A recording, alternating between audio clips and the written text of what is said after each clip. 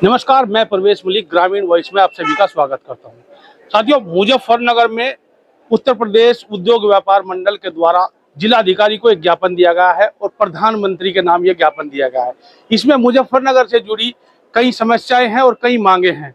एक मांग इनमें वो भी है जो पिछले दिनों जो पूर्व केंद्रीय मंत्री संजीव बालियान और जो नवनिर्वाचित सांसद हरेंद्र मलिक है उनके बीच में विवाद शुरू हुआ था RRTS को लेकर। उसकी भी मांग व्यापारियों की है कि उसे मुजफ्फरनगर तक बढ़ाया जाए। इसके अलावा जो नवीन मंडी में चुनाव के समय EVM रखी जाती है और लगभग महीनों तक दुकानें अवरुद्ध रहती है और इससे व्यापारियों का नुकसान होता है, वो भी मांगे हैं। अभी बात करेंगे जो उद्योग व्यापार मंडल के जो पदाधिकारी है उनसे कि क्या क्या मांगे हैं और किस तरह की समस्याओं से जूझना पड़ता है। जी, आज एक ज्ञापन उत्तर प्रदेश उद्योग व्यापार मंडल के द्वारा माननीय जिलाधिकारी के माध्यम से देश के माननीय प्रधानमंत्री नरेंद्र मोदी जी के नाम दिया गया है, जिसमें हमने मांग की है कि जैसा नवीन मंडी स्थल है, आप लोगों को विदित है कि विधानसभा का चुनाव हो या लोकसभा का हो या नगर पालिका का चुनाव हो, तो उसमें मंडी को अधिग्रहण कर लिया जाता है और महीनों तक वो प्रक्रिया चलती है। तो उससे व्यापारी कहीं ना कहीं व्यापारियों का व्यापार एक तरह से बाधित होता है। तो उसमें हमने मांग की है कि ऐसा न करते हुए कोई अन्य स्थान या विकल्प होना चाहिए। फिर रैपिड एक्शन जो रेल है उसको मुजफ्फरनगर तक बढ़ाने का काम किया जाए और जो एक्सप्रेस हाईवे है उसको रुड़की हरिद्वार तक बढ़ाने का काम किया जाएगा। तो निश्चित रूप से मुजफ्फरनगर के व्यापारियों को, आम लोगों को भी उसका लाभ मिलेगा। और ठीक जिस प्रकार से विधान परिषद में जाते हैं लोग बाग, चाहे शिक्षक हों चाहे स्नातक हों, तो ठीक उसी पैटर्न पे हमारे व्यापारियों को भी उसका लाभ मिलना चाहिए। ऐसी हमने एक माननीय प्रधानमंत्री जी से की है। और एक ये भी मांग की है कि जैसा 60 साल से ऊपर के कर्मचारी या अधिकारियों को पेंशन मिलती है, ठीक उसी प्रकार से जब व्यापारी एक तरह से अस्वस्थ हो जाता है 60 साल के बाद और वो काम करने में असमर्थ सा रहता है, बच्चों पर निर्भर करता है, तो उसको भी कहीं ना कहीं एक पेंशन का लाभ मिलना चाहिए। ऐसी प्रधानमंत्री जी से ये 5-7 मांगे हमने यहाँ के देने का काम किया है।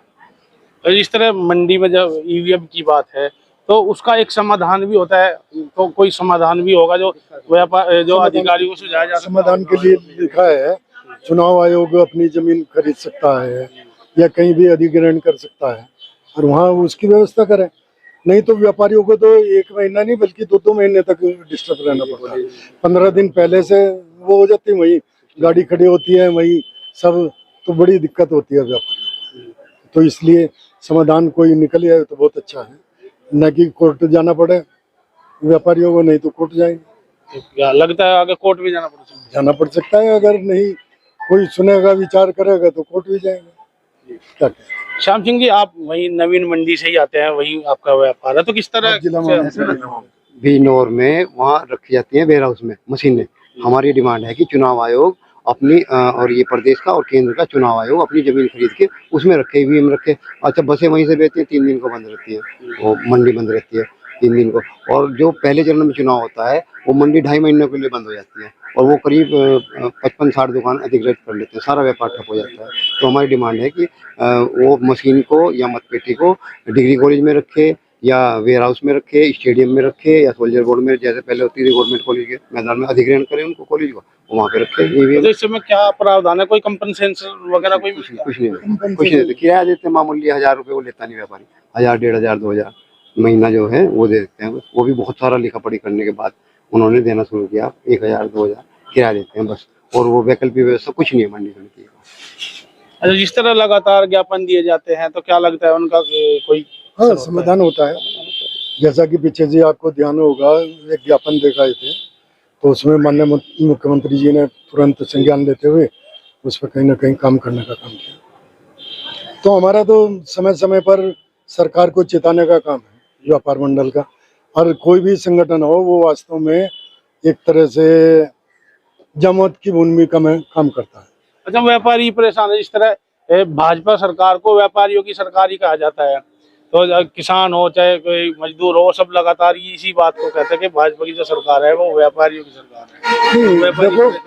देखो, कभी कहा जाता था कि बनियो बामनों की सरकार वो है पार्टी, तो फिर कहने लगे व्यापारियों की पार्टी है। ऐसा कुछ नहीं है, सब आम जन का सबका सहयोग उसमें मिलता है, तो सभी की पार्टी है, न कि वो व्यापारियों की पार्टी है। और आपने देखा होगा कि व्यापारियों की बात को इतनी प्राथमिकता भी दी जाती है कि कोई भी कानून बनाने से पहले व्यापारी संगठनों के प्रतिनिधियों को उसमें बैठा करके तब आगे बढ़ने का काम किया जाता है। तो ये एकता का ही प्रतीक है। अलका जी, आप भी लंबे समय से जो राजनीति भी कर रही है और व्यापार संगठन से भी जुड़ी है, तो क्या कहना चाहेंगे, किस तरह की परेशानी?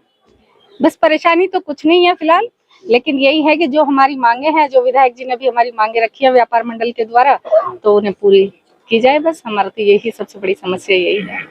और जो 60 साल के बाद जो व्यापारियों को पेंशन का रखा है, वो पेंशन मिलनी चाहिए, क्योंकि बच्चों के सहारे रहना पड़ेगा 60 साल के बाद। इसलिए हम चाहते हैं कि वो पेंशन भी लागू की जाए। आग लगने को अब बोलोगे कुछ? आग लगने को ये जो मांगे हैं, हमारे माननीय अध्यक्ष, जिला अध्यक्ष जी और पूर्व विधायक जी ने जो मांगे रखी, हमारी मांगे बिल्कुल जायज है। उस मांगों को हम सरकार को कहेंगे वो पूरी करनी चाहिए। ये हमारा एक प्रयास है, इसी प्रयास के लिए हम यहाँ पर आए हैं। जिस तरह RRTS पर जिस तरह जो पूर्व केंद्रीय मंत्री संजीव बालियान जी है, उन्होंने तमाम प्रमाण दिखाया कि उन्होंने प्रयास किए हैं, लगातार जो पत्र दिए गए हैं, लेकिन एक जो वर्तमान सांसद है उनके पास एक पत्र आया जो भूपेंद्र यादव की मंत्रालय की तरफ से आया है, तो उसको लेकर उनका कहना ये है कि ऐसा कोई मतलब प्रस्ताव नहीं है। पूरा प्रयास किया। नहीं, माननीय मंत्री द्वारा पूरा प्रयास किया गया, उसके आपको साक्षात दिखाए भी गए हैं, ऐसा कोई नहीं है। वो क्या है उस बारे में हम नहीं बता सकते इतना राजनीतिक रूप से। और माननीय मंत्री के लिए पूरे 2019 से पूर्ण रूप से लगे हुए थे और अब भी प्रयास में है उसकी रिपीट के लिए और लेके आएंगे। ये थे मुजफ्फरनगर के। आप बताओ, जो ये आज ज्ञापन जो दिया गया है। ज्ञापन जो है आज हमारा माननीय प्रधानमंत्री जी को दिया गया है जिलाधिकारी महोदय के माध्यम से, और इसमें 7 सूत्री ज्ञापन है। एक RRTS की मांग है, एक व्यापारी सीट राज्यसभा में, विधान परिषद में, और यहाँ पर पार्षदों को भी दी जाए नगर पालिका में।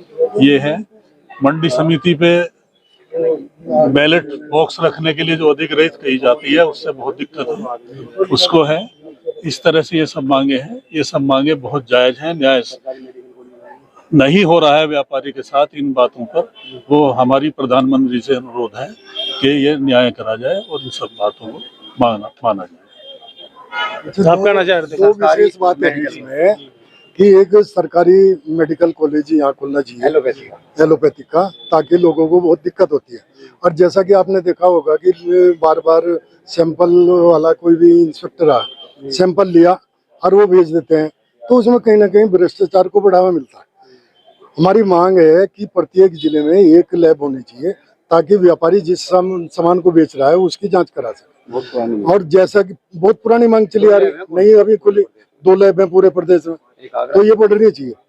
और एक हमारी विशेष रूप से मांग ये है कि मान लिया किसी व्यापारी की दुकान में आग लगी, अग्निशमन वाले गए बुझाने के लिए, तो उसका पेमेंट वो उस व्यापारी से मांगे, जबकि ये जनरल एक सुविधा होनी चाहिए कि अगर कोई दुर्घटना किसी के साथ हो रही है तो बुझाने का काम सरकार का, तो उन्हें करना चाहिए। सरकार है या प्रशासन है, जो भी सरकार ने व्यापारियों के हित में काफी बड़े फैसले लिए हैं।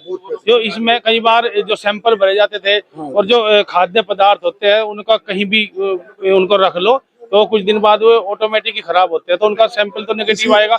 लेकिन उसके लिए सरकार ने एक सुविधा दी है कि वो केवल जुर्माने तक ही सीमित है, जो पहले जेल जाना पड़ता था। नहीं भाई साहब, बात सुनो, मान लिया जुर्माना भी है तो व्यापारी को भरना पड़ेगा, इतने का मान लीजिए जितना जुर्माना भरना पड़ेगा, या जेल जाने का प्रावधान होगा तो जेल से व्यापारी को, आपको जानकारी है। हमारी मांग है सरकार से कि एक लैब हो और उसकी शुल्क हो, निःशुल्क नहीं हम कह रहे, शुल्क हल्का हो, ताकि उसका प्रत्येक व्यापारी अपने सामान की जांच करा के तब उसे बेच सके। ना कोई सैंपल भरा जाएगा, ना कुछ भरा जाएगा। भाई एक चीज बेच रहे हैं तो 99 तो खरीद भी रहे हैं हम। मान लिया मेडिकल की दवाई है या और कोई है अन्य चीज, एक चीज बेच रहे तो 99 खरीद भी रहे, उपभोक्ता तो है ही हम।